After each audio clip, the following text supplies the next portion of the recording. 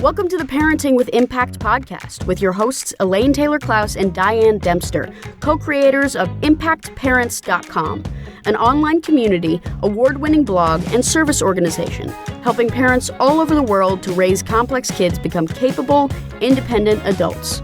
Elaine and Diane are certified coaches with personal experience raising children with challenges such as ADHD, anxiety, and more, and extensive experience in guiding parents to raise their complex kids with confidence and calm. On the podcast, Elaine and Diane interview experts, bringing you cutting-edge information about your child's challenges, teach you real-life strategies to create lasting change, and demonstrate how coaching can guide you to parent your complex kids, one conversation at a time. For the essentials of Elaine and Diane's coach approach to parenting, download a free tip sheet at impactparents.com/podcast. Welcome, everybody, back to another fabulous conversation in the Parenting with Impact podcast. I am really excited to introduce you to a new colleague and friend, Dr. Marcia Eckerd, who is a specialist in the realm of autism. And today we're going to talk about autism in general and very specifically about autism in girls. And I'm super excited to have this conversation because I think there's just a wealth of opportunity and information that Marcia is going to share with us, and also a real need for us to understand the nuances here in this realm, because there are so many of our girls in our community that are not getting fully or comprehensively diagnosed. So I'm very excited to have this conversation. Marcia, thank you for being here. Well, thank you for having me. So let's start by talking a little bit about what you do with families of what we like to call complex kids and how you came to be doing this work. Well, I started eons ago. And I was originally trained in doing therapy with kids and adults and neuropsych testing. So I was doing neuropsych testing, and I was getting a bunch of kids who were, they were difficult. They didn't fit in socially. They kind of weren't that put together, but people were having trouble with them. And I realized that, that there were ways of understanding these kids, and I kind of got it. So I ended up having a lot of these referrals, and I worked with them in therapy, with their parents, with their schools. And I ended up learning a lot about nonverbal learning disabilities and autism. And what I learned over time is just about everything I had been taught about autism was wrong. I was taught that the kids didn't want to be connected. I was taught that the kids didn't have empathy. I was taught that, for one thing, that bad mothers caused autism. They also thought bad mothers caused schizophrenia. Luckily, we've gotten beyond bad mothers. Right. But a lot of this misunderstanding that autistic kids don't get things, that they're rude, that they're choiceful, that they, don't care, they don't have empathy. These are all things that are still out there. And it's so critical that we understand these kids. So there's a myth busting piece here that's really important. Absolutely.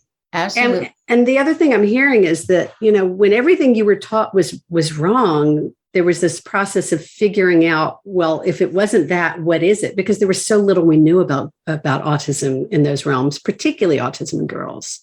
Well, I started doing research, and I, over the long term, ended up blogging about this. I ended up writing papers for professional journals because I found other professionals didn't really know about it. And I discovered that there's a very robust community of autistic adults who are more than happy to be available to talk to people about autistic kids and about their experiences, but they're not included in the dialogue. They're not experts, become experts on autism, never having met an autistic adult. And that's mind-boggling to me. It is imagine writing articles about people who are of color and never having met a person of color. It just doesn't make any sense. No. And I think I experienced that a lot in the neurodiverse realm, is that you have a lot of experts who clinically understand all of these range of conditions, but may not have that personal experience with it that really gives it some depth. Yeah, I want to say they don't even clinically understand. I'll let you say that. I won't be the one to say that, but I'll support you in it. Well, just for example, one of the diagnostic criteria in the manual that we all have to go by says that some of these kids' behaviors are non-functional. Well, they're non-functional if you're don't understand them and you're not autistic. If you're autistic, they're perfectly functional. So a lot of the sort of judgments are being made on an outside perspective and not from the experience of kids and adults who are autistic. Right. So you had said that you had been doing a lot of work recently. You've got an article specifically about diagnosing autism in girls. Can we dive into that a little bit more? Because that's become a real maybe not hot topic. It's been a real warm topic for me in the last couple of years because I've been doing a lot of work myself and a lot of research around this issue because I'm noticing it in my clientele. So let's talk about that a little bit. Oh, absolutely. Originally it was thought that the ratio of boys to girls was about 4-to-1. Mm-hmm. And it's now looking more like it might be 2-to-1. And I just saw an article that said maybe it's 1-to-1. Mm-hmm. We have to remember that a lot of girls aren't diagnosed and that girls can have as many autistic traits, the social struggles, the sensory struggles, the issues around flexibility as boys and still not get diagnosed. And one reason is because the whole prototype of what autism looks like is a boy prototype. And it's a great surprise to everybody that girls look different than boys. So that women who come to me based on having run across what I write or being referred, tell me how often they're just laughed out of doctors' offices when they say they think they're autistic because they're told they don't look like Sheldon. Right. Right. And so if you don't fit the mold, and this is very reminiscent of what happened in the 90s in the early part of the century when Sari Solden started writing about girls with ADHD or women with ADHD. It's very similar. We had this prototype that was based on men. So how is it different? Does it look different or does it manifest differently for girls? I'd say both. Okay. I think that one of the things is that girls figure out at a very young age how to try to fit in, how to mimic social behavior. So that if you on the playground look and there's an autistic boy, he's likely to be kind of isolated. Whereas a girl will be in with girls and it looks like she's participating, but she's actually probably excluded. She's the one that will get to play Foursquare and then be left out once she's out. Mm-hmm. So the girls realize that she doesn't fit in, but to the casual observer, she looks social. And another thing is that girls, as they grow up, learn to mask or camouflage so that they really study with, even if it's unconsciously, the facial expression of other people, the body language, the fact that you're nodding at me and I'm nodding at you. Right. Yeah. They even sometimes women tell me they would have studied what people say so that they had some idea of what you say. And the thing to understand about this camouflaging, because some of your listeners might say, well, what's wrong with that? They look normal, is that it's exhausting.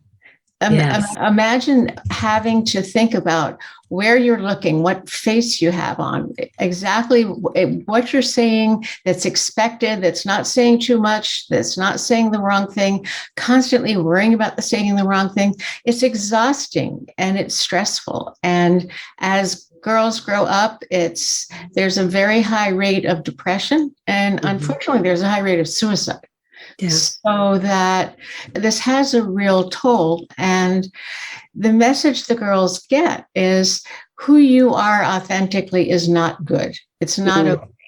And you have to put on this thing. I had one woman who called it putting on her Disney princess mask. Mm-hmm. And so she had to do bubbly, but it wasn't her. And she'd come home from school, go in her room and just lie down in the dark, because it was so exhausting. Right. My kids call it peopling. It just wears them out.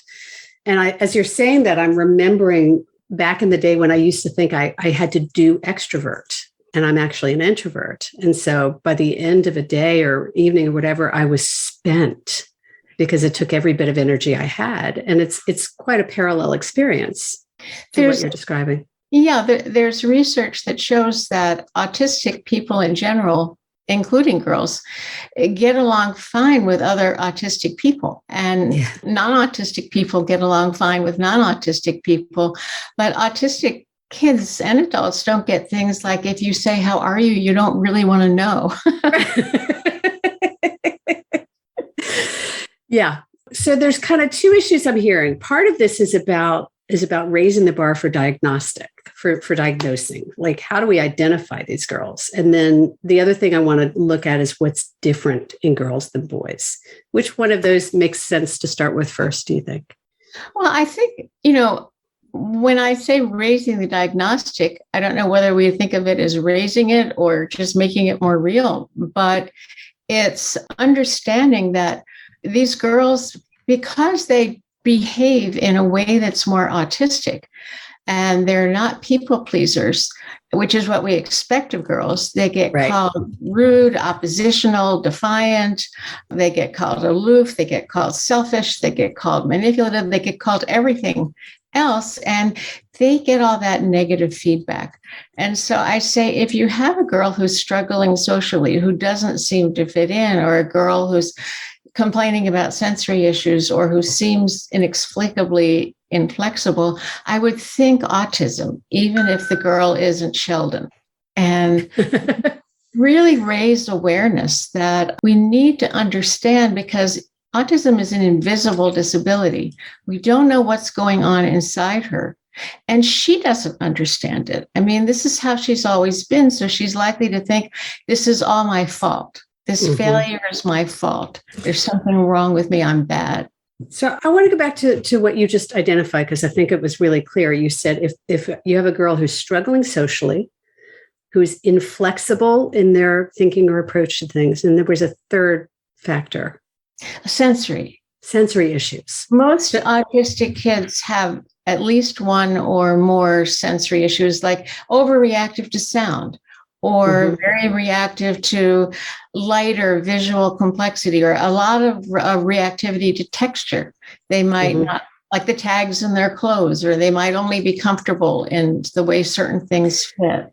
So how do you distinguish? So where do anxiety and ADHD play in? Because a lot of what you're describing, you can see in these other conditions as well. There's a lot of overlap. There's a lot of kids who would be diagnosed autistic who are also ADHD. And there's a lot of ADHD-like qualities in terms of hyperfocusing, in terms of not paying attention to that which isn't interesting, that can be typical of autistic kids. I'd say one of the differences, there may be differences sort of in the number of sensory issues. There may be differences in, if you slow a kid down, the ADHD kids might have a better understanding of what their roles are. They just can't slow down and do them. Whereas the autistic kids are just confused. I have no idea what it is and they're constantly worrying about making social mistakes, not because they're impulsive or because they were distracted. They can be really trying. And they're still really worried. Because they just feel like they don't get something. Right. Everybody else got the rule book and somehow they didn't. Yeah. I feel that in so many aspects of life. Yeah, really. Okay. So there's a lot of coexisting anxiety, ADHD, and autism. And, one of the things we know now is that before 2013, kids, girls or boys, had to be diagnosed with either ADHD or anxiety. And now we know that they often coexist. And so kids often have both. Yeah. Unfortunately, there's no rule that you only have one thing. Right. It's easier, wouldn't it? A majority of, I would say, of autistic kids have aspects of inattention, if not actually the ADHD diagnosis. But, there's a number of things that are really important to know about girls that I think is important for us to get in. For one thing, as I said, these girls are getting a lot of negative feedback. I've had women tell me they were taken aside by a teacher and told, just stop acting so strange and people will like you. But so, we certainly— That's so helpful. So we want them to be understood. We want what they're responding to be understood. And we want them to understand that they're not failures. But it's very important to realize that as they go through puberty, autistic girls are not getting all of that information that girls normally get from other girls about how you handle things. And imagine if you're not good at transition and flexibility and all these changes are happening to your body and you don't know where you're going to end up. Mm-hmm. And, just how do you manage all that in school? How do you manage it in school if you get your period? And then we have to remember that one of the characteristics of autistic kids, which to me is a good thing, is that they're very truthful, but they don't anticipate that other people aren't. So right. Autistic girls, particularly ones who want to connect or want friendships, are very much at risk of being gaslighted or having advantage taken of them sexually. So girls have teens and women have a much higher rate of sexual assault and sexual aggression against them because they don't pick up the cues that this is what's happening. They don't pick up the social cues. They don't know from other girls that you don't do this, or these boys can't be trusted, or they don't know the rules of, what is over the line.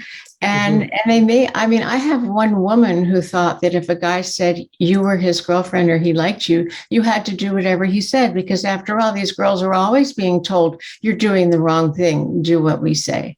Right. So that they're more vulnerable. I had one lady, believe it or not, who got married 4 times because she thought if a guy asked you to marry him, you had to say yes. Oh, God, that's heartbreaking. But the sexual aggression is a real risk factor. And I have a resource that you're going to have about a sex guide. It's good for ADHD kid. It's good for any complex kid. It's right. Good, done by the Organization for Autism Research, but it's simply called the Sex Guide, but really goes into the details of boundaries and how do you feel about your body and how do you date and how do you know what is and isn't safe. And it's so important that we be explicit and clear with this about the girls, because they may be getting their information from reading fiction. They may be watching movies.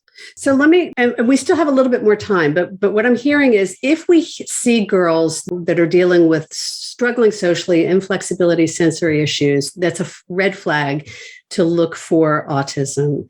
And when we do identify these girls, that it's really important to be aware of the negative feedback that they're getting and to see the impact of that in terms of that tendency for girls to be pleasers and that tendency that's been ingrained in them as girls to sort of make other people happy. And that may put them at risk, particularly in a sexual environment, of being more vulnerable. Is that kind of recapping what I heard?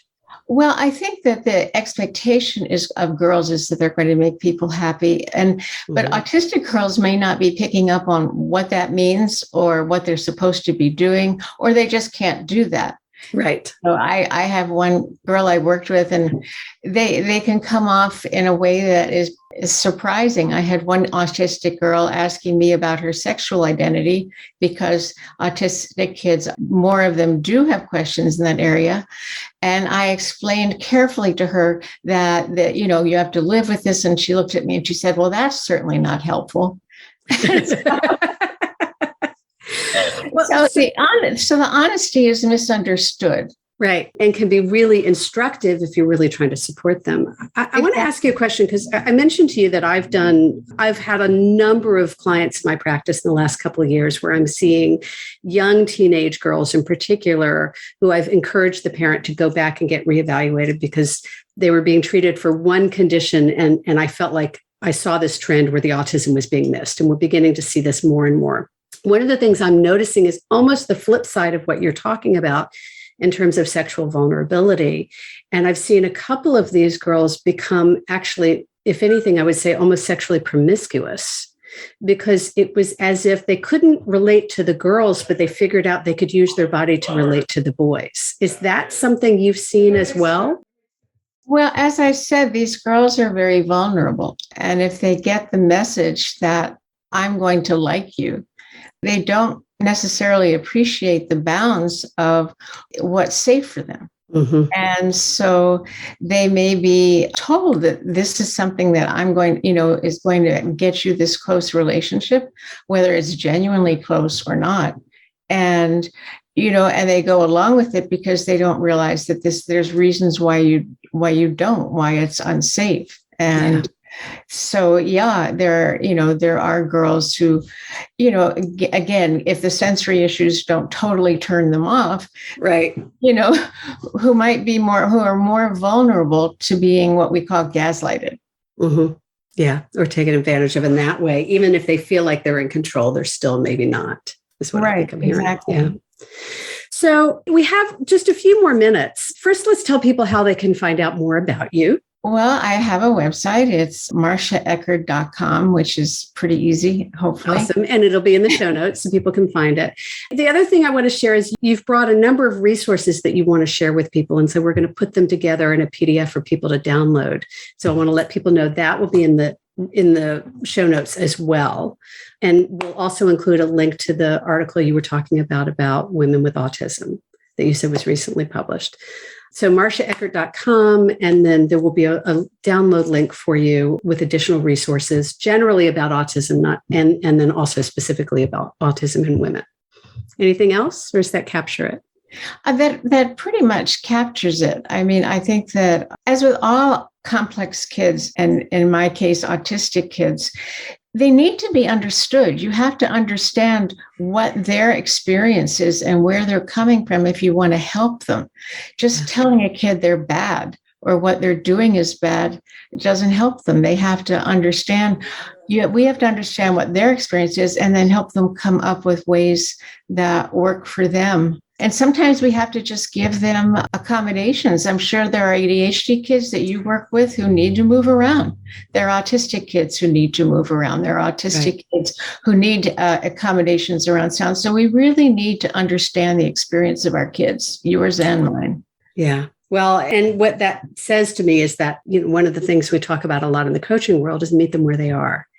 Exactly. And so your vision here is about the better we can understand these kids and diagnose them accurately, the better we can support them, meet them where they are, and help them learn to navigate whatever it is that they're learning to navigate. Yeah. I wrote a blog, which I'll also send you, on how basically the experience of autistic kids is ignored because the goal is to extinguish their autistic behavior without necessarily understanding them.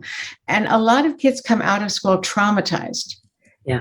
Because this is so difficult. And so far it's had over 205,000 reads. So it seems to have hit a nerve. I think you've hit a nerve, indeed. And I think that that's part of what I'm seeing. I work with parents of complex kids. So whether it's ADHD, anxiety, autism, LD, it's the whole range because I've rarely met a kid who has just one of anything. And what really strikes me about what's happening in the movement for people with autism is that there is a shift, and the autistic community is saying, no more. We're not going to extinguish these behaviors. Because, the ADHD community for many years has been, how do we conform to behave more typically? And really the autistic community is saying, no, here's who we are. Come meet us where we are. And that's a shift in this neurodiverse world. It's a complete paradigm shift because the way autism has always been defined, it's that it's a deviation of normal development. And so therefore, everything we can do to fix them, to make them look normal is what we want to do. And there's an entire movement called the Neurodiversity Movement, which basically says there are different neurotypes. There are different ways that our brains work. And we accept neurodiversity in our hair color, our skin color, our talents, in every other way. But somehow it's as if there's only one way to think, only one way to process, and anything else is different. So the autistic community wants people to understand that autism is part of their identity. And it has its gifts as well as its challenges. No one's denying that there are challenges, but it also has its gifts. Simon Baron-Cohen, who has done a lot of the research, a lot of it early negative, has recently come out saying that autistic thinking actually contributes to the progress of humanity, that many inventors are autistic. There's enormous gifts that autistic insight and autistic way of being focused and clear and detailed contributes to humanity. And so to just say that, this is something bad is missing the whole point of it. And I would argue that the entire neurodiverse realm is contributing to the progress of humanity. That these kids that we're raising, yes, they're complicated and they're extraordinary and their capacity is extraordinary. And if we can harness those gifts and play to their strengths, the potential for humanity is huge. Yeah, speaking to your kids, we both get all complex kids. We both get kids who have all kind, LD, ADHD. That's right. We do. But for example, the ADHD kids, they're out of the box thinkers. Yep. They're crazy creative. And I have a friend who edited a textbook about ADHD, putting in all the research. And I said, you don't have anything about their creativity. You don't have anything about their gifts. And she said, well, there's not research on that. There's not a lot of research. Can you believe that? And I'm like, well, why do you only research the negatives and not research all of the positives? And that's the way they do research. What can I say? We could have a whole other podcast on that, because there's, in a way we see for so long, ADHD has been a behavior disorder, or has been perceived as a behavior disorder, whereas autism was seen as a presence disorder, for lack of a better word. And so there was almost from the beginning a negative positive shift. But again, another conversation for another time. Right. Marcia, thank you for being here. Is there anything else you want to make sure that our listeners take away from today? Any button you want to offer to this conversation? Well, you had asked me to think if there was a saying, and This is a meme. It would be better if you could see it, then you'll just have to take my word for it. But it's a wonderful one. And it's a cat, Uni's sitting there, and she's saying, I'm a cat. I'm not a broken dog. So let's understand that autistic people say I'm an autistic person, not I'm a person with autism. Right. Autism is a part of how you process, how you think, in your identity, and that they're not broken normal people. They are neurodiversely. They are solidly okay neurodiverse people. And as with your kids, as with a lot of our complicated kids, they need to be met where they are, that we need to appreciate them and give them the message that you are a good person, you are a caring person, you are a kind person, you are who you are, you're not just this thing that you're judged on. I love that. Thank you. I'm not a broken cat. I'm a cat, not a broken dog. That's beautiful.